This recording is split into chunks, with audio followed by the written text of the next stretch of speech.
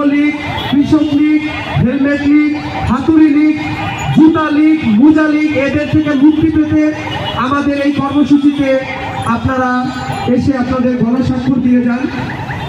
আমরা দীর্ঘ 10 দিন ধরে এই রাজু ভাস্কর্যের পাদদেশে অবস্থান করছি। তারই ধারাবাহিকতায় গতকালকে আমরা স্বৈরাচারী আওয়ামী লীগের শাসন আমল 2009 থেকে 2024 পর্যন্ত যারা বিনা ভোটের এমপি, বিনা ভোটের মন্ত্রী, আমলা এবং স্বৈরাচারের দোসর, তাদের হাতুড়ি বাহিনী, হেলমেট বাহিনী, তাদের আমরা মুখোশ উন্মোচন করে দিয়েছি গতকালকে।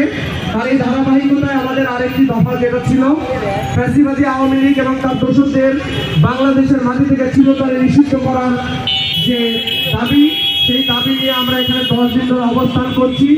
এবং আজকের কর্মসূচি হলো গণস্বাক্ষর কর্মসূচি।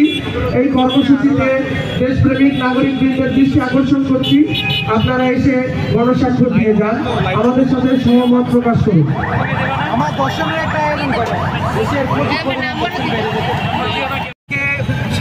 সকাল থেকে চলছে গণস্বাক্ষর কর্মসূচি। আমরা বাংলাদেশ থেকে ফ্যাসিবাদ বিলোপের যে প্রক্রিয়া তারই একটা অংশ হিসাবে আমরা এখানে গণস্বাক্ষর কর্মসূচি গ্রহণ করছি বাংলাদেশের দেশপ্রেমিক নাগরিকবৃন্দের কাছ থেকে।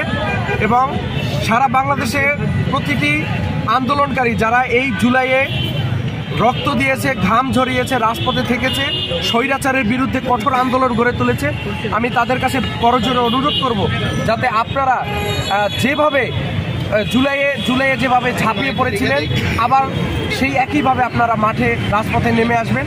আমরা বাংলাদেশ থেকে মুজিববাদের কবর রচনা করতে চাই। তার যে মুজিববাদের যে শেকড়, সেই শিকড়কে আমরা উপরে ফেলতে চাই বাংলাদেশের মাটি থেকে। 36 দিনের লড়াই সংগ্রাম